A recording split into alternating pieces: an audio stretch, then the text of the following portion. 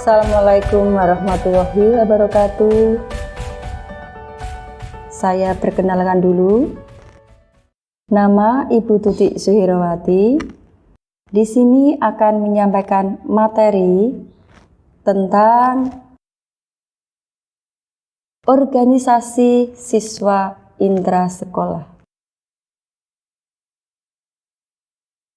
Tentu saja anak-anakku sudah sering mendengar ya, banyak kakak kelas yang sering menyampaikan, oh tentang OSIS, oh tentang keosisan, oh tentang organisasi. Nah di sini saya akan menyampaikan garis besarnya bagaimana organisasi siswa intrasekolah. OSIS adalah organisasi siswa yang berada di lingkungan sekolah yang anggotanya terdiri dari para siswa yang bekerja sama dalam aktivitas untuk mencapai tujuan atau untuk mewujudkan program kerja organisasi. Program kerja OSIS itu dibuat oleh para pengurus OSIS melalui musyawarah OSIS bersama dengan MPK dan pembina OSIS atau urusan kesiswaan. Kebetulan untuk urusan kesiswaan di sini adalah saya, yaitu Ibu Tutik Suhirawati. Sedangkan ketua dan wakil ketua OSIS itu dipilih oleh seluruh siswa melalui pemilihan umum yang dilakukan secara langsung. Nah, tujuan organisasi siswa intrasekolah atau OSIS yang pertama, meningkatkan generasi penerus yang beriman dan bertakwa. Yang kedua, memahami, menghargai lingkungan hidup dan nilai-nilai moral dalam mengambil keputusan yang tepat. Yang ketiga, membangun landasan kepribadian yang kuat dan menghargai hak asasi manusia dalam konteks kemajuan budaya bangsa. Dilanjutkan, membangun, mengembangkan wawasan kebangsaan dan rasa cinta tanah air dalam era globalisasi. Berikutnya, memperdalam sikap positif, sportif, jujur, disiplin, bertanggung jawab, dan bekerja sama secara mandiri, berpikir logis dan demokratis. Dilanjutkan lagi, kita memperdalam sikap sportif, jujur, disiplin, bertanggung jawab, dan bekerja sama secara mandiri, berpikir logis dan demokratis. Selanjutnya, meningkatkan pengetahuan dan keterampilan serta menghargai karya artistik, budaya, dan intelektual. Dilanjutkan lagi, meningkatkan kesehatan jasmani dan rohani, memantapkan kehidupan bermasyarakat, berbangsa, dan bernegara. Nah, tadi adalah tujuan tentang OSIS. Sekarang kita lanjutkan bagaimana fungsi. Fungsi organisasi siswa intrasekolah yang pertama, sebagai wadahnya. Bahwa organisasi siswa intrasekolah merupakan satu-satunya wadah kegiatan para siswa di sekolah bersama dengan jalur pembinaan yang lain untuk mendukung tercapainya pembinaan kesiswaan. Berikutnya sebagai motivator. Motivator di sini adalah sebagai perangsang yang menyebabkan lahirnya keinginan dan semangat para siswa untuk berbuat dan melakukan kegiatan bersama dalam mencapai tujuan. Berikutnya sebagai preventif.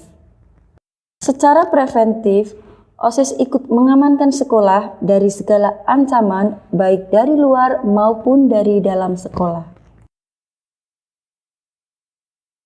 Tadi tentang fungsinya, dilanjutkan tentang struktur organisasi siswa intrasekolah. Bagaimana strukturnya? Yang pertama, tentu harus ada ketua dulu. Dilanjutkan yang kedua, ada wakil ketua. Yang ketiga, ada sekretaris. Yang keempat, ada wakil sekretaris. Dilanjutkan, wajib ada bendahara.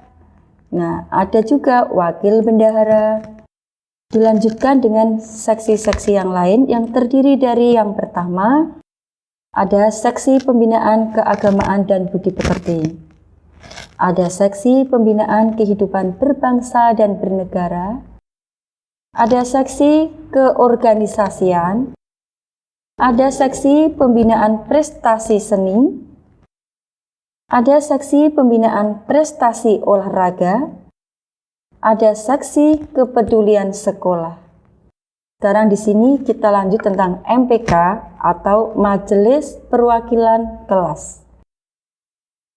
MPK adalah perwakilan siswa untuk melakukan musyawarah dan pemilihan terhadap para pengurus OSIS. Jadi, Majelis Perwakilan Kelas itu adalah DPR-nya siswa di lingkungan sekolah. Yang kedua, ada anggota Majelis Perwakilan Kelas.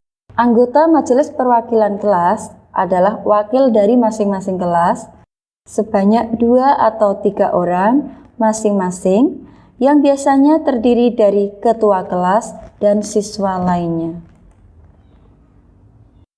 Tugas Majelis Perwakilan Kelas diantaranya yang pertama, mewakili kelasnya dalam rapat perwakilan kelas. Yang kedua, mengajukan usul kegiatan untuk dijadikan program kerja OSIS. Yang ketiga, mengajukan calon pengurus OSIS berdasarkan hasil rapat kelas. Dilanjutkan, memilih pengurus OSIS dari daftar calon yang telah disiapkan. Dilanjutkan lagi, menilai laporan pertanggungjawaban pengurus OSIS pada akhir tahun jabatannya. Dilanjutkan, mempertanggungjawabkan segala tugas kepada kepala sekolah selaku ketua pembina.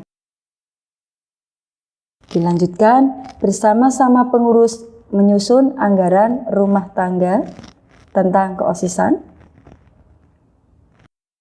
Nah, kita lanjut yaitu tentang manfaat berorganisasi. Manfaat berorganisasi di sini diantaranya yang pertama, menumbuhkan rasa kebersamaan. Yang kedua, memperkuat tali persaudaraan. Yang ketiga, menebarkan rasa tolong-menolong. Yang keempat, memperkaya informasi. Yang kelima, meningkatkan kualitas pribadi. Yang keenam, membangkitkan semangat juang kita. Yang ketujuh, mengurangi sifat egoisme, sehingga kalian bisa saling bekerja sama dengan baik. Selanjutnya, meningkatkan kemampuan bersosialisasi. Karena kalian dengan berorganisasi bisa saling mengenal satu sama lain, bisa bekerja sama, dan bisa bersosialisasi antar teman. Selanjutnya, bisa belajar berbicara di depan umum, karena berbicara di depan umum itu tidak mudah, sehingga dengan kalian masuk dalam organisasi, kalian juga nantinya bisa belajar bagaimana cara kita menyampaikan pendapat, bagaimana cara berbicara yang baik di depan umum. Dilanjutkan, belajar manajemen organisasi, dan kalian tentu saja bisa belajar dalam hal-hal yang positif untuk meningkatkan kualitas kalian sebagai siswa di SMP Negeri 1 Karangdadap. Semoga apa yang saya sampaikan bisa bermanfaat untuk kalian.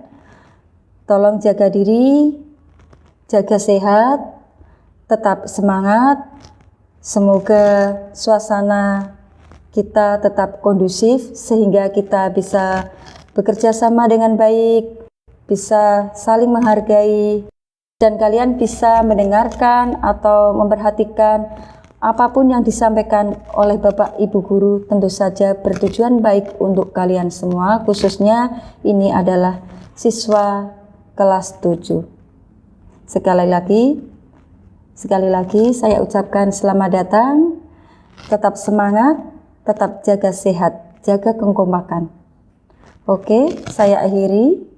Assalamualaikum warahmatullahi wabarakatuh. Tetap semangat.